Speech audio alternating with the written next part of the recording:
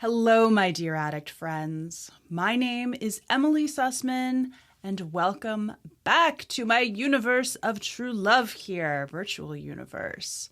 Today we are continuing on with the rules of true love. You want to come into alignment with love, you want to be led by love, you want to harmonize with love, and therefore bring lots and lots and lots and lots more love into your life? Okay. Well, these are the rules of true love. Like them or not, we have to do them if we want that good stuff. Okay, so rule number 5. Trust is the question, love is the solution. And I know that this isn't going to make much sense at first, or maybe it does. Maybe it makes perfect sense to you when you hear that. But let me just start off this rule by repeating a line from a book I wrote a couple years ago, The Addict's Guide to Recovery. And in that book, I made the bold claim that addicts, and also recovering addicts, even people who have gotten sober, tend to have the worst trust issues on the planet. Okay, so, just at face value, I think a lot of you will know what I mean by that. So many of us recovering people who identify as addicts would have rather trusted our drug than trust human beings, other human beings, let alone the idea of relationships for our safety, security, comfort, pleasure, all that good stuff. We really didn't trust very much, if at all, in humanity, in other people, and of course, in ourselves, right?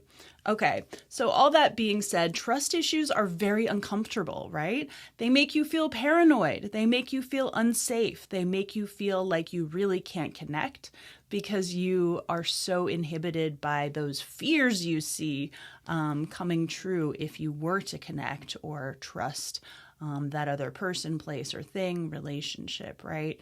A lot of us have been betrayed and abandoned. So there are reasons for our trust issues.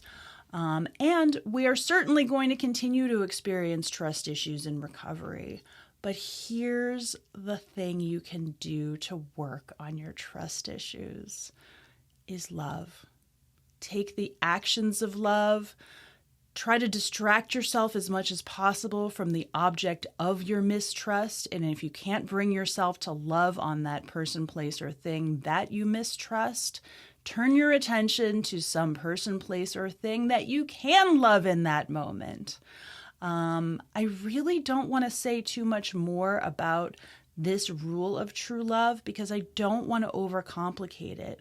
When you are experiencing doubts, when you are experiencing fears, when you feel you are overwhelmed by problems that, frankly, you might feel hopeless about, the solution is not to magically try to infuse trust and hope into those situations. No, the solution is to turn your attention to what is in your control, to love in those moments. And you may find that the trust issues at least leave your mind and your emotional world, which really frees you up to experience the pleasure and the joy and the connection of the act of love, whatever act of love you are engaging in. And I just want to throw in there, too, that the inverse of this particular rule of true love is true, meaning that when love is the question, trust is generally the solution.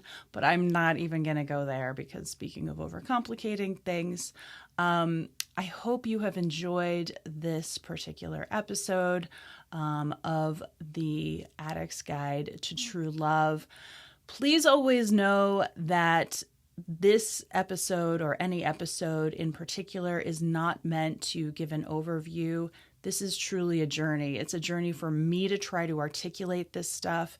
And of course, it would be a journey for anybody who is paying attention to these videos and listening to them to piece together the bigger picture of what I'm trying to say. This is all highly experimental. I hope to write a coherent summary at the end of all of it, but thank you in the meantime for bearing with me during this crazy true love-led experiment. See, I don't even trust myself to do a great job on this series, but what I am doing is just trying to put the love out there, okay? Hopefully it'll put me in a good place, even though I don't quite know right now what that good place is quite yet. It's still fun to do it all along the way. That's all I got. Please join me next time. Bye-bye.